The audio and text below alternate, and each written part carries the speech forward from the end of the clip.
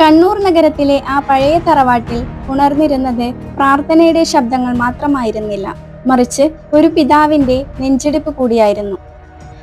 താജുദ്ദീൻ ഗൾഫിലെ മണലാരണ്യത്തിൽ നിന്ന് വിയർപ്പൊഴുക്കി ഉണ്ടാക്കിയ പണം കൊണ്ട് മകൾ തസ്നിയുടെ നിക്കാഹം നടത്താൻ വന്ന ഒരു സാധാരണക്കാരൻ.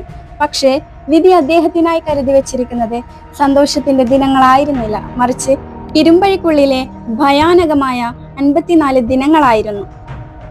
ജൂലൈ 11, 2018 പുലർച്ചെ 1:30 ചെരക്കല്ല് പോലീസിന്റെ വാഹനം റോഡരികിൽ കിടക്കുന്നത് കണ്ടാണ് താജുദ്ദീൻ സഞ്ചരിച്ചു കൊണ്ടിരുന്ന കാറ് അവിടെ നിർത്തുന്നത്. മകനാണ് വണ്ടി ഓടിച്ചിരുന്നത്. പോലീസുകാരുടെ സഹായ അഭ്യർത്ഥന മാനിച്ച് സഹായിക്കാൻ ഇറങ്ങുമ്പോൾ താജുദ്ദീൻ സ്വപ്നത്തിൽ പോലും കരുതിയില്ല തന്നെ കാത്തിരിക്കുന്നത് വലിയൊരു ചതിക്കുഴിയാണെന്ന്.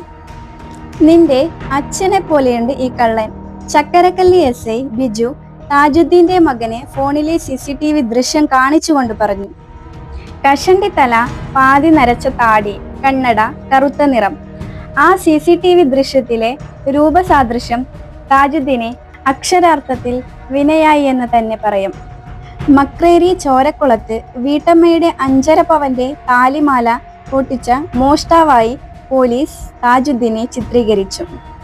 അയ്യോ, ഞാൻ ചെയ്തിട്ടില്ല സാറേ, താജുദ്ദീൻ കരഞ്ഞുകൊണ്ട് ഒരുപാട് പ്രാവശ്യം പറഞ്ഞു. പക്ഷേ പോലീസ് അതൊന്നും കേട്ടതായി ഭാവിച്ചുമില്ല.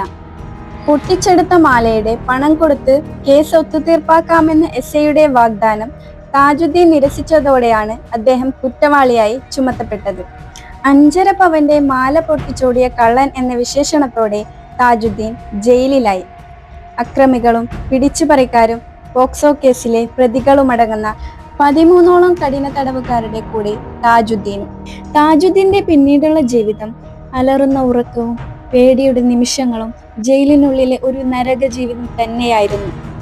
തന്റെ മകളുടെ നിക്കാഹ് തടസ്സപ്പെടുത്തിയ ആ നീതികേടിനെതിരെ ഉറക്കമില്ലാത്ത രാത്രികളിൽ താജുദ്ദീൻ ദൈവത്തോട് സത്യം പുറത്തു വരണേ എന്ന് പ്രാർത്ഥിച്ചു കൊണ്ടേയിരുന്നു. താജുദ്ദീന്റെ ഭാര്യ മുഖ്യമന്ത്രിക്കും DGPക്കും നൽകിയ പരാതികളെ തുടർന്ന് പുനരന്വേഷണത്തിന് ഉത്തരവിട്ടു. താജുദ്ദീനും കുടുംബത്തിനും അതൊരു ആശ്വാസമായിരുന്നു.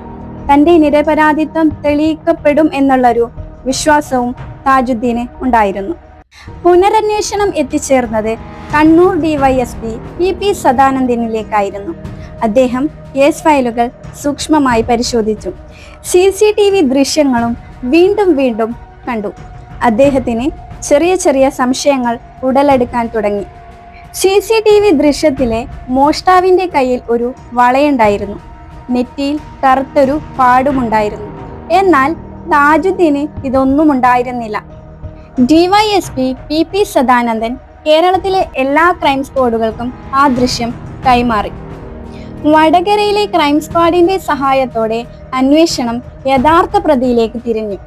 ഒടുവിൽ മോഷണം നടന്ന സ്ഥലത്ത് താജുദ്ദീന്റെ മൊബൈൽ ലൊക്കേഷൻ ഉണ്ടായിരുന്നില്ലെന്നും യഥാർത്ഥ പ്രതി മാഹി അഴിയൂർ സ്വദേശി ശരത്താണെന്നും തെളിഞ്ഞു. 54 ദിവസത്തെ ജയിൽവാസത്തിനു ശേഷം ഹൈക്കോടതിയുടെ ഇടപെടലിലൂടെ താജുദ്ദീൻ നിരപരാധിയാണെന്ന് തെളിഞ്ഞു. 1000 കുറ്റവാളികൾ രക്ഷപ്പെട്ടാലും ഒരു നിരപരാധി പോലും ശിക്ഷിക്കപ്പെടരുത് എന്ന ആപ്തവാക്യം ഒരു നിരപരാധിയുടെ കണ്ണീരിലൂടെ വീണ്ടും ഓർമ്മിക്കപ്പെട്ടു.